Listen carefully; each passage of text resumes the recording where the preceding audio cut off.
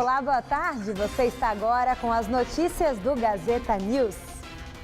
Após 5 adiamentos, começou nesta segunda-feira o julgamento do ex-cirurgião plástico Fará Jorge Fará no Fórum da Barra Funda, Zona Oeste de São Paulo. A previsão é de que o júri popular, composto de 5 mulheres e 2 homens, termine na quinta-feira. Hoje devem ser ouvidas as 8 testemunhas de acusação. Fará Jorge Fará, de 64 anos, matou e esquartejou a paciente e amante Maria do Carmo Alves, de 49 anos, em janeiro de 2003, na clínica de cirurgia plástica que tinha em Santana, zona norte de São Paulo. Partes do corpo foram encontradas pela polícia dias depois no porta-malas do carro de Fará.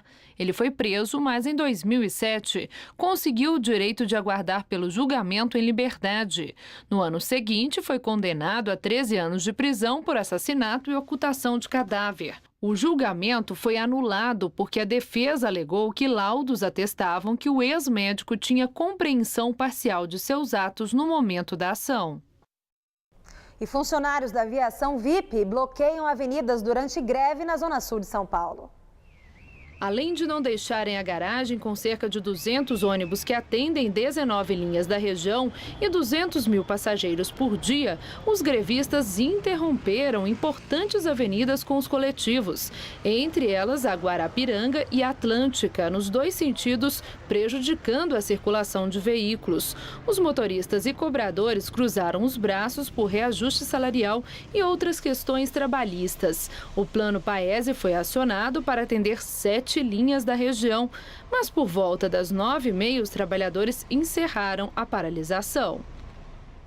Inaugurado o novo terminal do Aeroporto Internacional de Cumbica, em Guarulhos, na Grande São Paulo. Com 192 mil metros quadrados, ele é exclusivamente internacional e vai dar ao aeroporto a possibilidade de receber mais de 12 milhões de passageiros por ano. A estrutura é moderna, com 27 esteiras, 350 câmeras e mais de 100 lojas. Mesmo assim, o projeto recebeu críticas. Passageiros reclamaram de esteiras e elevadores quebrados, além da ausência de cadeiras nos saguões e falta de água nos banheiros. A Gru Airport, que administra o aeroporto, informou que está registrando todas as reclamações e que o Terminal 3 está sujeito a ajustes, como qualquer obra desse porte. Já sobre a falta de bancos, afirmou que isso já estava previsto no projeto, mas admitiu reavaliar a questão, dependendo do funcionamento do local nos próximos dias. E a ANAC vai multar empresas aéreas que não cumprirem horários de pousos e decolagens. O anúncio foi feito nesta segunda pela Agência Nacional de Aviação Civil, ANAC. O novo regulamento para o uso dos horários de pouso e decolagem nos aeroportos prevê a aplicação de multa de até R$90 mil para empresas infratoras. As penalidades começarão a ser aplicadas durante a Copa do Mundo no Brasil, em junho, mas seguem valendo depois da competição, de maneira permanente. As regras valem tanto para aeronaves comerciais quanto para os jatinhos. No caso de um avião estrangeiro, o descumprimento do horário pode levar ao cancelamento da autorização para operar no país. Educação, foram abertas hoje as inscrições para o Enem de 2014.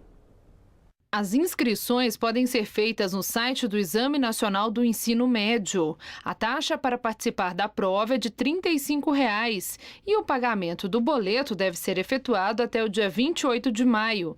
Estudantes de escola pública e alunos que comprovarem renda familiar inferior a R$ 1.086 ficam isentos da cobrança. O exame será realizado nos dias 8 e 9 de novembro. Segundo o INEP, a expectativa é que até 8.200.000 estudantes se inscrevam para esta edição. O prazo vai até o dia 23 de maio. Com a finalização das arenas do Corinthians e Palmeiras, o estádio do Pacaembu vai receber menos jogos que antes. Com isso, a prefeitura, dona do estádio, procura outras saídas para o Pacaembu, que há mais de 10 anos também não pode ter shows. A prefeitura estuda agora outras possibilidades, não só para manter o estádio do Pacaembu, mas para aumentar a receita. Quais seriam, secretário, as opções que estão em discussão na Prefeitura de São Paulo? Na verdade, a gente ainda está numa discussão interna. São 3 opções. A administração, como é hoje, né, feita pela própria prefeitura. A ideia da PPP, que é uma parceria público-privada com participação, inclusive econômica, do poder público. E a ideia de fazer um chamamento para manifestação pública de interesse, estabelecendo critérios de qualidade e colocando um chamamento na rua para perguntar o seguinte: quem tem interesse em apresentar um projeto para o Pacaembu e pagar o projeto dentro dos critérios de qualidade. A discussão está interna ainda, eu acho que depois da Copa do Mundo a gente vai buscar uma decisão. E se a decisão for ficar aqui, do jeito que está hoje, com a administração da própria prefeitura, não tem problema nenhum. E vamos com as informações do trânsito. São Paulo tem agora 64 quilômetros de lentidão. Começamos pela Marginal Tietê, na altura da ponte da Vila Guilherme. Há um movimento grande de carros no sentido Ayrton Senna e o trânsito bastante carregado, tanto na pista local quanto na expressa. Vamos para a Zona Sul agora, Avenida Interlagos, ali pertinho do shopping. Há muitos carros e o trânsito começa a ficar congestionado tanto no sentido centro quanto no sentido bairro. Agora a Zona Leste, Avenida Aricanduva, no sentido bairro, abaixo do vídeo, trânsito carregado neste horário de pico. No sentido centro também é possível ver que há congestionamento. Aqui na Avenida Paulista, trânsito intenso tanto no sentido Consolação, um pouco mais congestionado, quanto no sentido Paraíso. E depois de um fim de semana de frio e chuva fraca, a segunda-feira começou ensolarada, mas ainda gelada. A máxima essa tarde não passou dos 23 graus. E é bom se agasalhar porque essa madrugada promete um novo recorde de frio. Vamos à previsão. Apesar do tempo firme e ensolarado, o frio continua nessa terça-feira. A presença do ar seco de origem polar mantém as temperaturas baixas ao amanhecer em todas as regiões. Há previsão, inclusive, de geada na Serra da Mantiqueira. Durante o dia, o sol brilha forte, a temperatura sobe lentamente, alcançando os 28 graus em Presidente Bernardes e em Araçatuba. Na região de Araraquara, não faz mais que 27 graus. E em São José dos Campos, mínima de 10 e máxima de 23 graus. A capital pode ter recorde de frio nessa madrugada. E durante a tarde, sol e temperaturas amenas. Amanhã, mínima de 11, máxima de 24 graus. E tanto na quarta quanto na quinta-feira, o tempo segue com o sol e máxima em torno dos 25 graus. Impasse na Feira da Madrugada, no Pari, região central de São Paulo. A prefeitura determinou que o comércio fosse fechado nesta segunda-feira. Mas os vendedores conseguiram uma liminar na justiça e os boxes estão funcionando. A prefeitura tinha determinado o fechamento temporário da Feira da Madrugada com a justificativa de haver muitos boxes sendo ocupados indevidamente. O fechamento, que começaria hoje, seria por 3 semanas, uma forma de forçar a saída dos vendedores irregulares. Mas a Justiça concedeu uma liminar suspendendo o fechamento. A decisão foi tomada no sábado, após os ambulantes entrarem com um recurso contra a medida tomada pela administração municipal. Portanto, ela está funcionando normalmente. Este que é um famoso centro de comércio popular aqui no Brás, na região central. Lembrando que em 2013 a feira ficou fechada de maio a dezembro para reformas, já que não oferecia condições de segurança. Segundo a prefeitura, foram investidos 20 milhões de reais. Comerciantes do bairro do Bexiga, no centro de São Paulo, querem recuperar o prestígio de uma área histórica do local.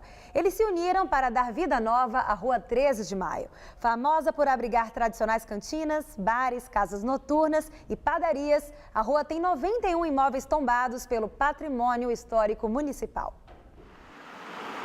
Um bairro repleto de contradições. Aqui encontramos sinais de abandono em casas, no coreto da praça, na escadaria inaugurada em 1929, agora tomada pelo mato alto.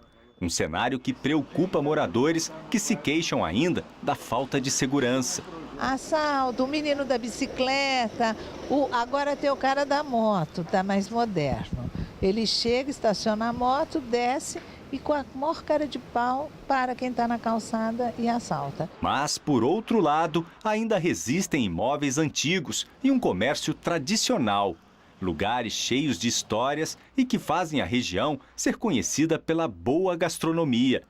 Assim é o bairro do Bexiga, encravado na região da Bela Vista, no centro da capital paulista.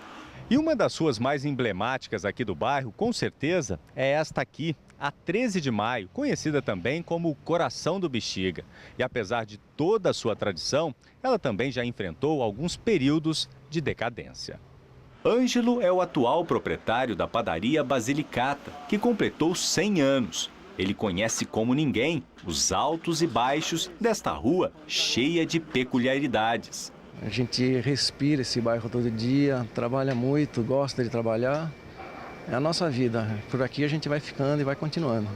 O empresário faz parte do grupo Viva a 13 de Maio, formado por comerciantes que lutam por melhorias.